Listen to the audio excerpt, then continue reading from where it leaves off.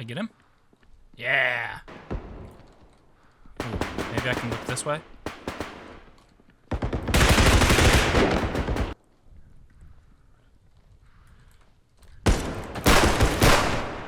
This is body cam. Oh. So for those who don't know, body cam was a game released early this year, and the ratings, surprisingly decent. Hell, even the Steam ratings are very and mostly positive, which is quite rare. So my feed was filled with this game when it first came out. There were shorts and full-length videos, and all of them were getting millions and millions of views based on how realistic and how cool the gameplay was. So I have a question. Why does the gameplay tracker look like a crypto meme coin about 30 minutes after release? You know, I was really curious about this. I bought the game, I loaded it up, and I was not involved in like the early stages of this, so I'm not really sure on the progression, but a lot of the complaints pretty much revolved around the same thing. So apparently this game had a system, ooh, that was a nice shot. This game had a system in which you could progress, get skins, customization, kind of like a Call of Duty. This is my favorite gun. I love the shotgun. Double kill. Double kill. Let's go. Boink. But yeah, so this game had progression, and I think at one point they decided to remove everyone's progression in the game, and instead they added a microtransaction system, and that really kind of threw a lot of the dedicated players away, because, you know, a lot of them spent hours and hours grinding the skins just to have it taken away from them. A fatal error. Oh no. Does that mean I'm like dead? No, like I can't play the game? Aww. I guess I'll try to fix those. There was no fix, so I just loaded it up and proceeded as usual. When it came to the people who played the game, put a lot of hours in, they essentially just took away the skins and gave them the opportunity to like rebuy them with microtransactions. Which you could say like, oh, this is an early stage of the game, you know. This was just showing a possible progression system. But the fact that they would just take it away and then slap them with all of that, I mean, it's like reminiscent of kind of how Rocket League did people dirty when they moved to Epic Games. Whew, this is fun. Another complaint people had were the dedicated servers. So from my understanding, they don't have them. It's similarly hosted like how, I guess, the old Modern Warfares were, where it was based on whoever had the best internet, which in this day and age, there's really no excuse to not have server hosting. You don't really need it for the zombies game mode. I mean, that's you know, you don't need it. But for like the multiplayer aspect, especially with a game that's pulling, you know, 200, 300 players a day, it shouldn't be that much to host. And even if they did similar hosting systems, how the Battlefield used to do it, where people could buy their own hosting through the company and have their own servers, edit the rules, that would be kind of cool. And it would also kind of fill in the gaps with, you know, the pricing and the cost effectiveness of it. A lot of people like that they focused on the zombies mode, and some don't like it because that's not the game that was advertised in the beginning. Personally, I enjoyed the zombies mode.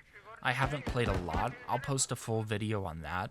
I'm just mainly talking about the multiplayer aspect, the system that was showed to everyone and that a lot of people bought into. Do notice I was able to run this on epic settings. I have kind of an above average computer, not like an average one, but a little bit better than a typical one. Now I'm able to run on ultra.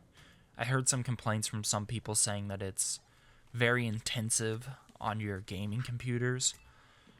I don't really know from my experience, but it's kind of a trade-off, you know what I mean? Like, if you want a game that's realistic, that has all these physics-based movement, and the aiming's unique, and you can't really take that and then tailor it towards a very low-end computer.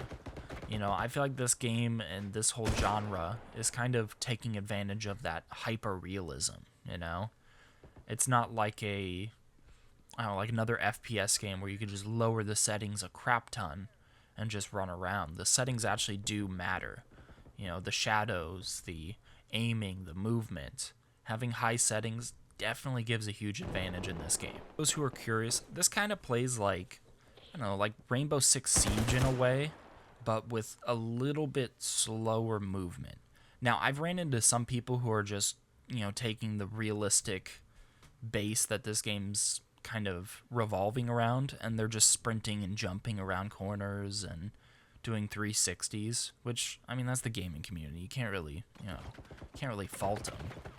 But it does play a little slower than Rainbow Six Siege. And you could play quick. It's not super recommended when there's a lot of people, but when there's, 4 enemies, you could play pretty dang quick and get away with it most games.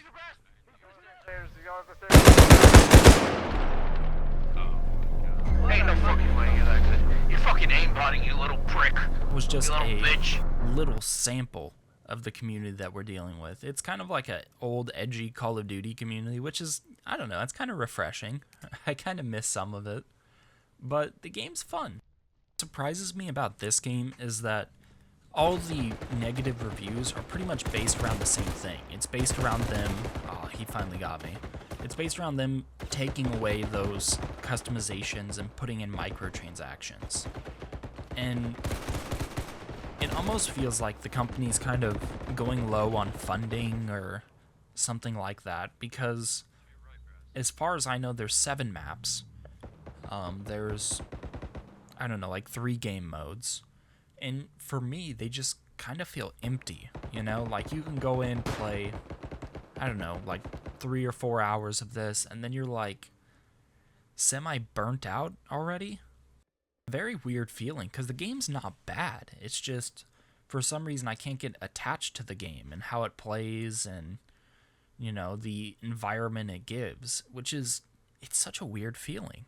Because when I was going through the reviews, when I was playing it for myself, I really didn't hate the game. All the reviews are mostly positive, and that's kind of where I'm sitting, mostly positive. The issue that I see is they're trying to take a game that's very unique in how it plays and fitting it into the mold of a typical FPS, like a search and destroy, team deathmatch kind of game. And that's cool and all, but honestly, with how this plays, they really need to go overboard with unique game modes. It would be nice if they can take a game mode like rescue a hostage, and have it to where you need to clear the building while avoiding civilians, or they can use a civilian as a body shield, just trying to clear compounds. I think that would be pretty cool. Taking a unique game mode like that into this would be phenomenal. But like I said, the problem is they're trying to fit it into a typical... he snuck up behind me. They're trying to fit it into a typical FPS model.